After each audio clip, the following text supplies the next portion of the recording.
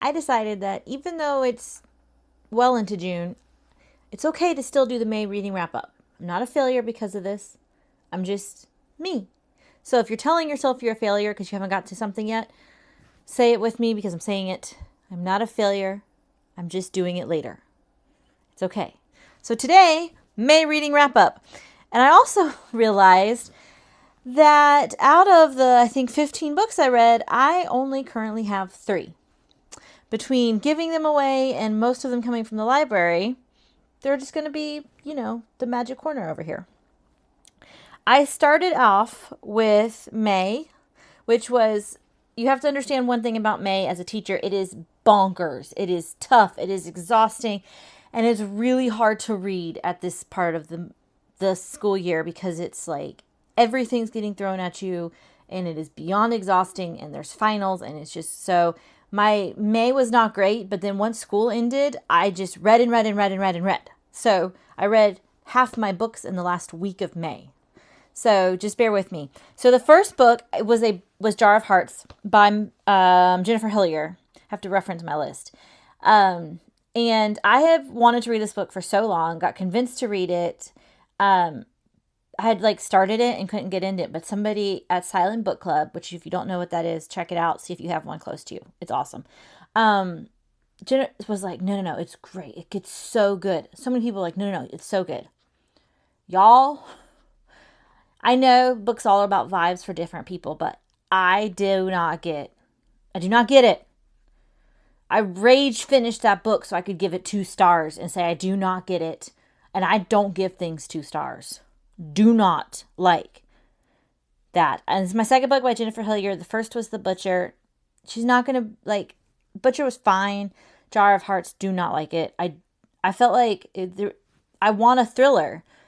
This was like a little bit of thriller with a lot of other stuff. But then I did the Librarian Spy. Y'all, I am a human person that can speak sometimes. The Librarian Spy by Madeline Martin. She has become a favorite. Just after hearing her speak, and this is my second book by her, I'm determined to read her backlist. I originally rated it 4 stars, but this has stuck with me so much that I keep mulling over this book that I'm going to raise it to 5 stars because I just love this book and it has stuck with me since the beginning of May, which to get through May and me to still think about it is an amazing thing. So Madeline Martin, The Librarian Spy, brought me to something in history that I had never heard about before. It was a beautiful book and her writing style, it's just really beautiful. And it was just a good book that I keep thinking about. And it's set in Portugal during World War II, but there's also a dual timeline, which I know a lot of people are iffy about dual timelines. But I like a dual timeline, especially in historical fiction. I'm not a big dual timeline in thrillers, but historical fiction, I think I enjoyed it. And I know people have mixed feelings about World War II, that it's been overdone. I think we've gotten away from it now that I don't mind it sometimes, but I think Madeline Martin did it so well. And I like that a lot of her books have to do with books. The Librarian Spy really did it for me. And it was just it was just so touching. I loved it. It has mother's love in it. It has books in it. For World War II, I just couldn't go wrong. I'm loving it. Next was a Malcolm X graphic biography. It was a graphic novel, which is where I was at that moment. I did 2 graphic novels in May. I will admit I love graphic novels. I have them in my classroom. I have read several classics as graphic novels. I love biography graphic novels. I love history graphic novels. And I think sometimes on Bookstagram, Book Talk, BookTube, we kind of poo-poo graphic novels. That's not real reading.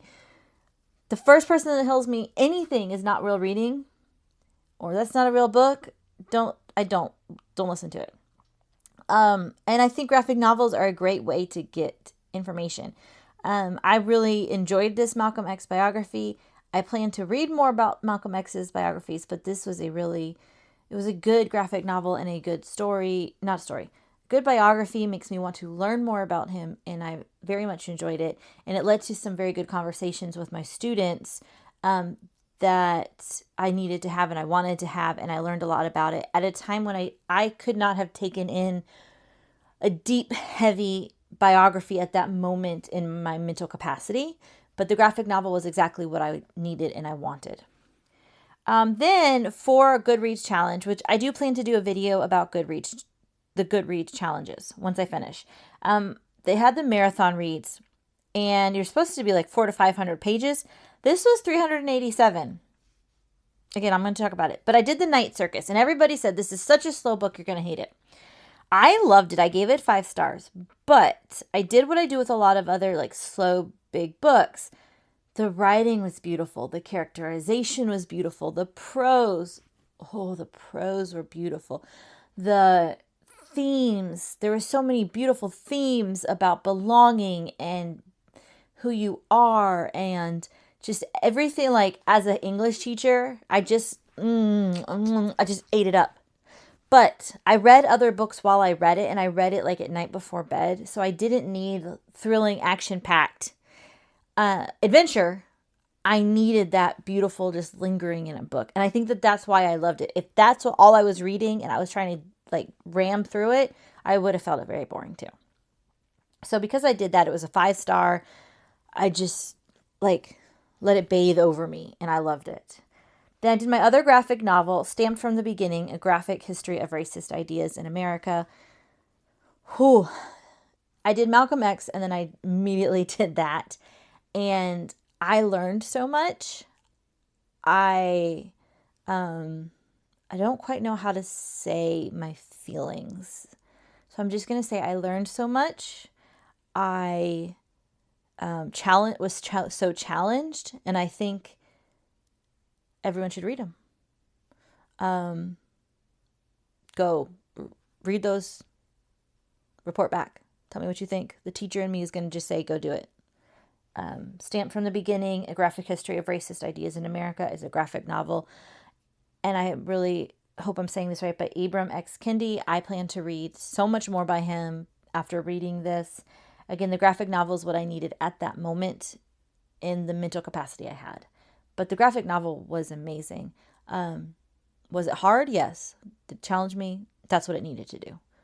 I really appreciated it. The next book was also for Goodreads. Again, I'm going to do that. But The Fourth Princess by Janie Chang. I'm going to deep dive more into that in Goodreads. But I picked this one for this challenge. And I liked it. It wasn't love. I gave it 3 stars, which is, it was fine. It's a fine book. Then I did, this is one of those, like I had it on hold for forever. I had expectations, but I kept my expectations low because so many people had been like, it was a terrible book and I hated it all. Paper Cut by Rachel Taff. I enjoyed it. I wasn't 5 stars, but I enjoyed it. And I enjoy cult books, and I've talked about why in a previous video. As somebody who has grew up in a cult, I felt like it was a good book. I read a second cult book in May. Both of them were very different perspectives of having been in a cult. I enjoyed Paper Cut by Rachel Taff. Gets my stamp of approval. Not 5 stars. Not awe-inspiring, but a good cult thriller. Then I had another one that I actually do have the book for, finally. Oh, I skipped a book. I'm going to come back to it. But I have the book for this one. That's Not My Name. So I finally started this one the last week of school. The last week of school is bizarre. It's finals week. It's ceremony week. It's grading finals. It's intense. So I finished this. The last day of school is just a ceremony. It's a partial day. I sat on the couch and read this, finished this book for 3 hours straight. It's a young YA, and I was like, I'm not doing anything. I'm exhausted. I'm taking a nap and finishing this book, and that's all I'm doing today after this school ended. Maybe I'm just wasn't in the mental headspace for this, but this was so highly recommended by so many people, and I did not like it. And it might just be where I was at that week. I'm going to be honest. But I just, so I read it, and it was, I mean, it was just so predictable. I knew the ending. The ending was, it was a YA thriller. So I suggested it to my sons, and they're gonna love it. My son's girlfriend loves it. My class will love it, and I did not. And that's just kind of what it comes down to. The book that I missed, I do have a copy of. So this book intimidates me, and I'm going to do a video about books that intimidate me, both up, like the ones that I have and the ones that I've read, because this book intimidated me, and I didn't read it, even though I should have not slept on it. I loved this book. I don't know why I slept on it. I don't know why I didn't read it, because it was such a good book, so nuanced, and but then I compared the two of them. It's just not the same thing. So I really did enjoy this book, and I think part of why I didn't enjoy this book was the timing, and also the books that I had read around it, because I read this and Night Circus and Stamped from the Beginning right before this book, and this also was the end of the school year, so I was mentally drained. This was just not the right timing. Maybe if I had read this at a different point in my life, I would have loved it. But this was just not giving this was just everything I needed it to be. Okay. Love this book. Highly suggest it. Rated it 5 stars. Probably going to read it again because I feel like I missed stuff in it. But this book, I want to read more from her. I don't know has she written more? Somebody tell me. I mean, I need to look it up. But it was just so, even the ending, I just wasn't seeing it coming. And I loved it. Okay, the next book I read was Flamboyant, The Queer Harlem Renaissance I Wish I'd Known. I read this in preparation for a Harlem wedding, about County Cullen and W.B. Du Bois. I never know if I'm saying that right. Daughter. It was very interesting to me. I very much enjoyed that book. Also, the illustrations are beautiful. Loved it. It was a good book. It was good. I had a series of really good, it was really good or it was really not good in May. It was good. This next book, The Lost Book of Elizabeth Barton, I'm probably I want to buy that for myself so I can read it again and have it on my shelf because I really enjoyed it. And I didn't expect to really enjoy it. I felt like in May, the books I expected to really enjoy, I fell flat. The books I didn't really expect to love, I loved. Lost Book of Elizabeth Barton, so good. It just, so good. It's about Henry VIII, that time period of the Catherine of Aragon to Anne Boleyn. Elizabeth Barton was a real person. You can research her. But she was a mystic, a seer, of the Catholic Church, and she spoke out against Anne Boleyn and Henry VIII, divorcing Catherine of Aragon, very publicly. She was said to have visions, and I don't want to give away too much of the story, but it's very well researched, which I know I say, and people are always like, well, why do I care about that in a book? I care about it as a history person in a book. But the story, it also has a thriller element. So it was giving this very well-researched historical fiction while also having this really good thriller element while set as an American in England. And it was just all the things that I love all combined together. Go read this book. Go read this book. It was so good. I don't want to give any of the thriller away. And I don't. Now, the thriller part of it was a little bit predictable, I'm going to say. I kind of saw the ending of the thriller part coming. But it's not supposed to be a thriller. It's supposed to be historical fiction with a thriller element. So that's why I didn't mind that the thriller element to me was a little bit predictable. But there were things in the thriller element that were not. So I kind of do want to give that caveat. I still felt like it, as my students say, ate and left no crumbs. Okay. Then I did Harlan Coben. I've been wanting to try Harlan Coben. And so this is another Goodreads challenge. I did I Will Find You. Not a fan. I've been told not the best Harlan Coben. Try another one. 3 stars. I finished it to finish my Goodreads challenge. Meh. I don't. If I hadn't been told try another one, I wouldn't. Will I watch the Netflix? It's coming out on Netflix. I don't know. My husband might enjoy it. We might watch it together. But like Love Island's on. And so Little One by Olivia Munter. Okay, this is another one. I gave 4 stars, but I can't stop thinking about it, so I'm going to raise it to 5 stars. When that happens, when I give something 4 stars, but I can't stop thinking about it, I raise it to 5. Because if it sticks with me this much and I can't stop, and I've recommended it multiple times to people, it's going to be 5 stars. It's going to raise because I can't stop. I can't stop mulling it over, and I want to go back and read it again. That's an automatic 5-star raise. It's a cult thriller set in Central Florida South. So Central Florida is a big area, y'all.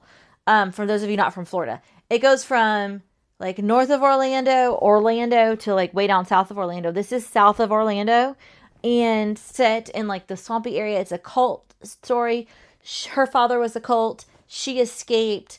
It talks a lot about her best friend. There's a journalist that's come, and she's kept that she's in a cult a secret. And then a journalist comes and like upends her life. And she's very she's very controlling over her life, and she doesn't like anything to come out. And so then her life is just falling apart. And because this journalist is coming in and like digging all through her life, and it's going to come out that she's been in this cult and she's never told anybody. And she has to like relive all the stuff from her childhood and see it through a new light because she's not processed any of the stuff from her childhood. And I read Paper Cut and I read Little One, both of which were cult books, both of which I would recommend if you're into cult thrillers. I would recommend Little Ones to anybody. I would recommend Paper Cuts to people who like cult thrillers. Little Ones was so good. I also would recommend it to people who are interested in like, how does it feel to need to process that you were in a cult? I felt like Little One does a really good job in showing how that process feels. Like it was really good, and it really does show how it feels afterwards. Some serious, like, there's some triggers in it, so kind of watch out for that. At this point, I was on summer break, and I'm just gonna fly through books now. So next I read The Girl with the Dragon Tattoo, as books fall, and my husband like picked out a book for me out of my TBR, and he's like, you should just read this again. I know it'd been 15 plus years since I read it. I was so glad I did. This is one of those books that just started like my journey into politics and helped to kind of create who I am as a person. And I know it's supposed to be just a thriller and it's set in another country, but it really got me thinking, and I needed this kind of refresher after having just been teaching high schoolers, and like I was just exhausted and down. And like, why do I do this? And this book refreshed me a lot. And it was like, oh yeah. And also it reminded me like there are men that can write strong women. You know, it's written by a man. And also like, it's such a fantastic book. And it's a fantastic thriller. And it was just like, no, there are good books out there. There are good thrillers. There are men that can write strong women. There are great thrillers out there. This is a level, there's a reason it's timeless.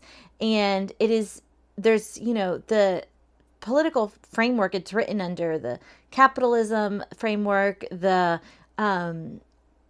discussion on violence against women, the discussion about Nazism and fundamentalism, and even the church, and you know, politics, and just all of the things in this book. It's so much more than just a thriller. And I really enjoyed delving into this book. It's a deep book. If you can take it as deep as you want. It can be just a light thriller, or it can be taken very deeply. I cannot wait. And I've already written into my reading tracker to continue the series. I've never read past this book in the series. So I'm really looking forward to reading past this book. And then my last book for May. Now there's a book that I started in May, but I finished it June 1st. So I'm going to put it in my June book. But the last book in May, I read it literally the last day of May. Lone Women by Victor Laval was not on my May TBR. I just kind of for the fun of it wanted to read this. It's a historical fiction horror, and Victor Laval I had seen in several like booktube videos. Several people had suggested it, and I had found it at my Barnes and Noble. I found this book like stuffed back in a shelf, but I just wanted to pick it up. I just wanted something totally different, and this book delivered. Um, I really enjoyed it. And I'll say, like, I tend to stay away from men writing about women because so often the women are just kind of one note.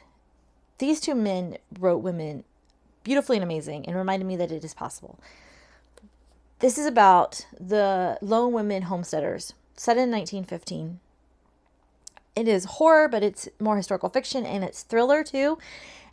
And I just like I don't want to say too much because it'll give it away. But basically, this woman Adelaide Henry, it starts with she's on the farm with her parents, and her parents are in bed and they've been murdered and they've been torn to shreds, and she covers them up with a blanket. And outside there is an older man, and he's waiting with a wagon, and she loads up this very very heavy trunk, and it just keeps talking over and over and over again about how this trunk and how she's going to go have a homestead by herself. You don't know what's in the trunk, and you don't know how her parents were murdered, and that they kept to themselves on their farm, and that they were different. That's and it talks about her difficulties as a lone black woman in homesteading. And there's a lot happens. There's so many like I just wanted to tell you there's a lot of trigger warnings in this, but the perspective was amazing, and I was challenged. I learned a lot, and I enjoy books that they're intriguing. I read this in one day. It's not a thick book, but even though it's short, it was so good and challenging, and the perspective was amazing. And it's part of why I read, is to read other perspectives, other stories, but also like the ending blew my mind. Also, I learned a lot about just being a black woman that I wasn't aware of, and I try to make sure I read perspectives of other races and backgrounds, and I'm so glad I read this, especially after having read nonfiction. I cannot suggest this book highly enough. It is gruesome. There are trigger warnings galore, but it's not a kind of book to stay away from. It's one of those, like, it needs to be read. So, Victor Lawal, I have already bought another book by him because I think I'm going to read his backlist. Cannot wait to read more of his books. Such a good book. So, May in kind of summary was a mixed bag. I kind of came out of it like I read really good books that stuck with me. I read books that I expected to be highs and were not. But I will say I came out of May with some perspective shifts and some books that really challenged me, and that's a good thing. I came out excited about June. I have so far had a pretty good June, and I can't wait to kind of talk about my June as well.